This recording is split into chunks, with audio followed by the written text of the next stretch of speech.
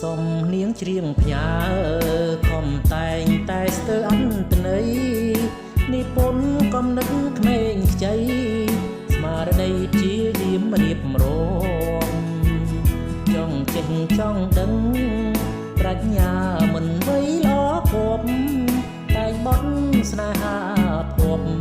និពន្ធរៀបរាប់ដោយតាំងវ័យស្ទើរ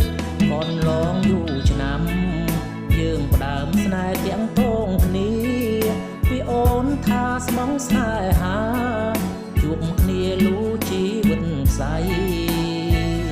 មិនបានប៉ុន្មានអូនប្រែទៅមានគេថ្មីចោលបងឲ្យរស់រីងរៃស្ទើរជីវិតខ្សែដោយដៃស្រីហើយគេមានលយហំបងត្រឹមជានាងក្រក្រៃគេមានទ្រព្យធនឲ្យស្រីពីស្អីអូនគិតត្រូវហើយបងអន់គ្រប់យ៉ាងមិនអាចប្រៀបនឹងគេឡើយយកចុងយកចោអូនអើយឲ្យសមតាមចិត្តអូនប្រាថ្នាចំរៀងតែងចប់រាយរាប់ប្រាប់ញាតិគ្រប់គ្នាស្ដាប់មិនពីរួមឆ្កងឃ្លីតែផ្ញើស្រីចេញពីចិត្តធ្វើមិនបងក្រតែសូមជូនពរមិត្តមានក្តី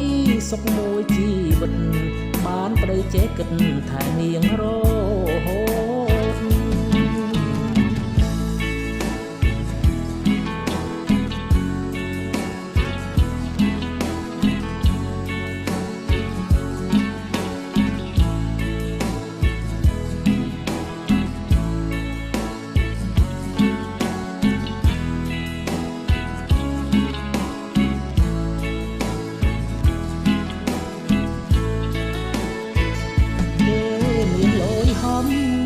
បងត្រឹមជានាងក្រក្រៃ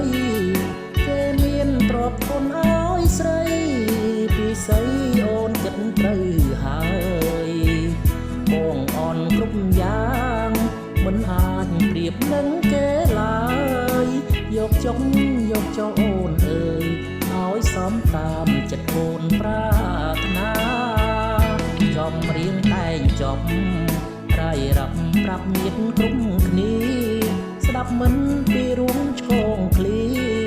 តែផ្ញើស្រីចេញពីចិត្តគឺមិត្តបងប្រតែសូមជូនពរមិត្តមានក្តីសុខមួយជីវិតបានប្តីចេះគិតថែនាងរហូត